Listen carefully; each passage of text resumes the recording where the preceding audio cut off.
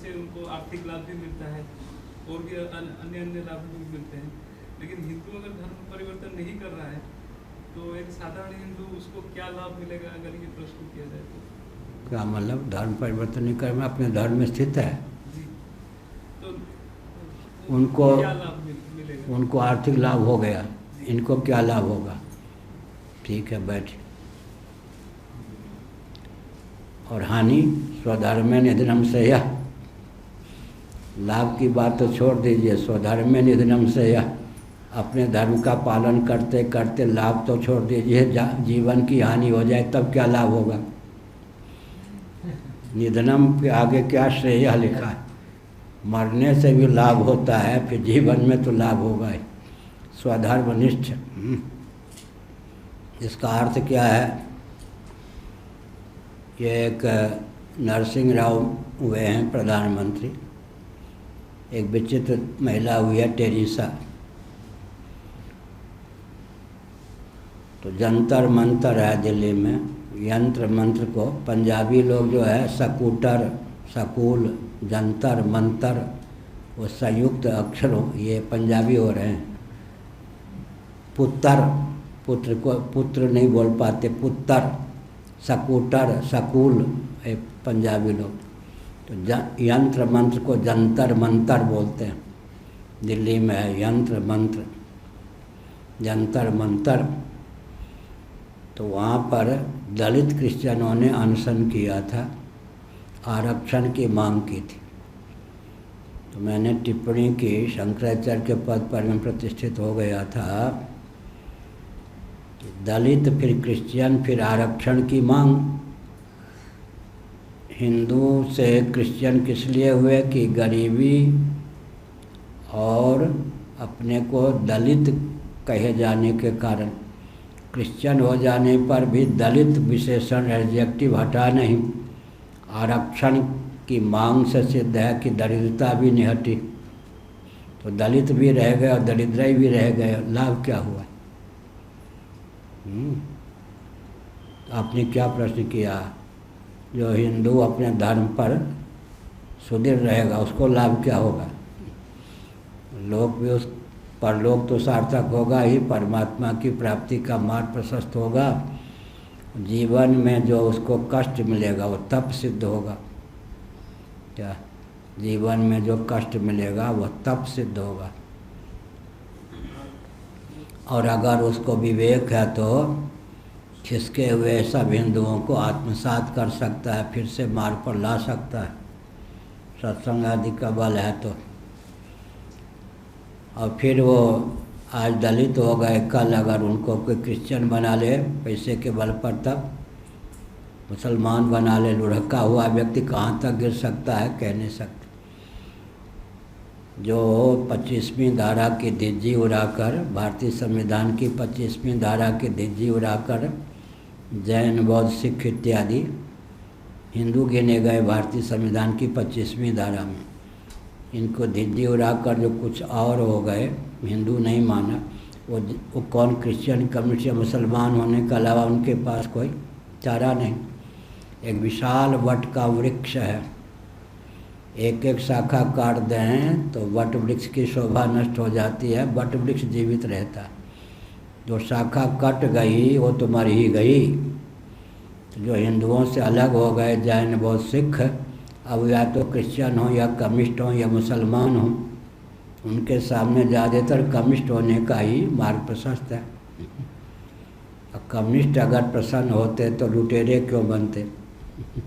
क्या कम्युनिज्म का पर्यवसान लुटेरापन में है या नहीं? देख ही रहे। और चीन वाले जो हैं वो फिर कम्युनिस्ट जो होता है अंत में उसका आदर्श पूंजीपति होने के लिए कम्युनिस्ट अग्रेसर होते हैं। कम्युनिज्म का पर्यवसान जो है पूंजीवाद में हो ही जाता है। कम्युनिज्म का पर्यवसान पूंजीवाद में, जिसके विरोध में वो खड़े होते हैं अंत में वही। ये ज्योतिर्वसुवादी गरीबों के आंसू पोंछने के लिए कम्युनिस्टों के नेता हुए, अरबपति होकर शरीर छोड़ा, और जिनको 2 रोटी देने के लिए नेता बने थे वो 2 रोटी के मोहताज ही बने रहे। ऐसा कोई कम्युनिस्ट नेता बताइए जिनके नाम पर 2 रोटी देने के लिए जो नेता बनता है वो उनको 2 रोटी दिला पाता हो, स्वयं करोड़ों से खेलने लगता। ज्योतिर्वसु उदाहरण अब नहीं है। ज्योतिर्वसु बंगाल में ये सब गरीबों के आंसू पोंछने के लिए अरबों रुपए से खेलने लगे। ये शोषक सिद्ध हुए या नहीं? फिर कम्युनिज्म का अर्थ क्या है? देहात्मवाद और विषयजन्य आनंदवाद। गाढ़ी नींद का वेग ही कम्युनिज्म पर पानी फेरने में पर्याप्त है। क्या 24 घंटे भी कोई कम्युनिस्ट बन के रह सकता है क्या? ध्यान नहीं गया? जब नींद का वेग आता है तो कम्युनिज्म पर निद्रा का वेग पानी फेरता है या नहीं? चेतना विशिष्ट शरीर अगर आत्मा है तो शरीर को भुलाकर सोने की भावना क्यों? विषयजन्य आनंद ही यदि आनंद है तो विषयजन्य आनंद को भुलाकर सोने की भावना क्यों? गाढ़ी नींद का वेग ही कम्युनिज्म पर पानी फेर देता है। 24 घंटे भी जो बाद टिक नहीं सकता, उसका आलम्बन लेकर किसी व्यक्ति का जीवन या कोई प्रांत या राष्ट्र उत्कर्ष को कैसे प्राप्त हो सकता है? कम्युनिज्म पर तो गाढ़ी नींद का वेग ही पानी फेर देता है। क्या ठीक है या नहीं? एक कम्युनिस्ट को नींद लेने का अधिकार नहीं है क्या? उसका सिद्धांत ही विफल हो जाएगा। देहात्मवाद और विषयजन्य आनंदवाद, यही इसी का नाम चारवाक सिद्धांत है, इसी का नाम कम्युनिज्म है। कम्युनिज्म पर तो गाढ़ी नींद का वेग ही पानी फेर देता है। कम्युनिज्म का पर्यवसान पागलपन में। क्यों? कम्युनिज्म की सीमा में कोई गाढ़ी नींद प्राप्त करने में अधिकृत नहीं है, और गाढ़ी नींद के बिना पागल होना। श्री कृष्ण बोधाश्रम जी महाभाग ज्योतिष पीठ के शंकराचार्य एक दिन के लिए वृंदावन आए, पुरियावादी का आश्रम में ठहरे। वहाँ के व्यक्ति स्वामी शांतानंद जी को ज्योतिष मठ का शंकराचार्य मानते थे, इसलिए प्रचार प्रसार नहीं हुआ। तो इससे कुछ विस्तृत सभा मंडप में अकेले बैठे थे। बहुत भव्य दिव्य महापुरुष थे। मैं उन दिनों उड़ियावा के आश्रम वृंदावन में था, 1972 की बात। मैं दूरी बना के बैठ गया।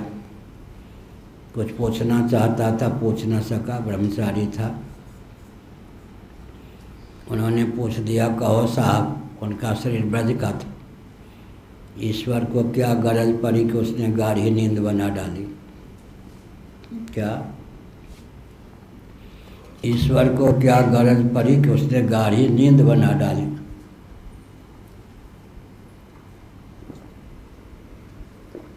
तो मैंने कहा, मैं आपका बालक और विद्यार्थी हूँ। आपने जो प्रश्न किया है उसका उत्तर आपके मुखारबिंद से सुनना चाहता हूँ।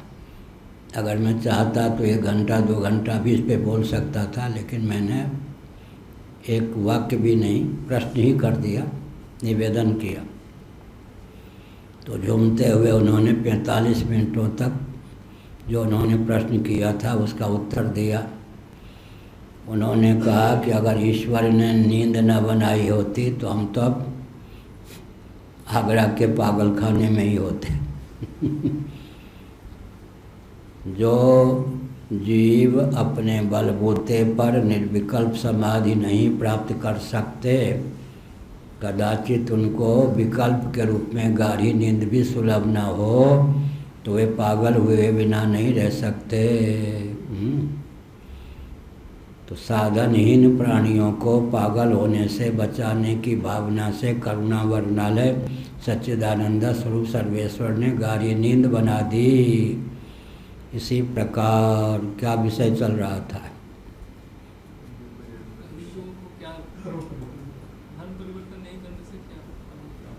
क्या फल मिलेगा? स्वधर्म निधनम से, या उनको लौकिक उत्कर्ष भी होगा, ढुलमुल तो नहीं होंगे, परमात्मा प्रसन्न होंगे। और धर्म का फल क्या है? धर्म का फल अगर निष्काम भाव से है तो धर्म ते विरति, वैराग्य का फल मिलेगा। वैराग्य से योग समाधि मिलेगी। समाधि का फल है तत्वज्ञान, तत्वज्ञान का फल है मोक्ष। कहाँ लिखा है? रामचरितमानस। धर्म ते व्रत योग ते ज्ञान ज्ञान मोक्ष प्रद वेद वखाना। जन्म मृत्यु की अनादि अजस परंपरा का अत्यंतिक उच्छेद होगा और अपने धर्म की रक्षा करने के कारण वे क्या है धार्मिक जगत के लिए वरदाना स्वरूप सिद्ध होंगे, कलंक नहीं सिद्ध होंगे। और जो धर्मच्युत हो गए उनका किसी का लौकिक उत्कर्ष भी नहीं होता है, पारलौकिक उत्कर्ष तो अवरुद्ध रहता ही है, परमात्मा की प्राप्ति का मार्ग भी।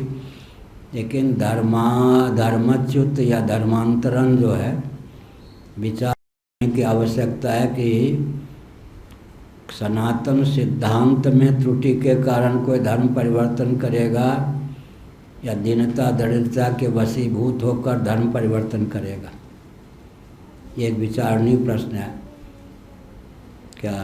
तो जिनके यहाँ पूर्वजन्म पुनर्जन्म भी सिद्ध नहीं है क्या, सनातन सिद्धांत में खोट त्रुटि निकाल करके तो कोई धर्म परिवर्तन कर ही नहीं सकता, धर्मच्युत हो ही नहीं सकता है।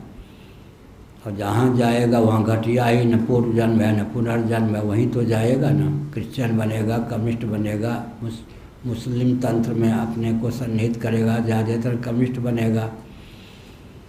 तो दार्शनिक धरातल पर अब वो अगर गरीबी से त्रस्त होकर जाता है, तालिबान के यहाँ फिर धर्म परिवर्तन कराने के लिए 4 मुसलमान गए, क्रिश्चियन गए, चारों को फांसी की सज़ा दे दी गई।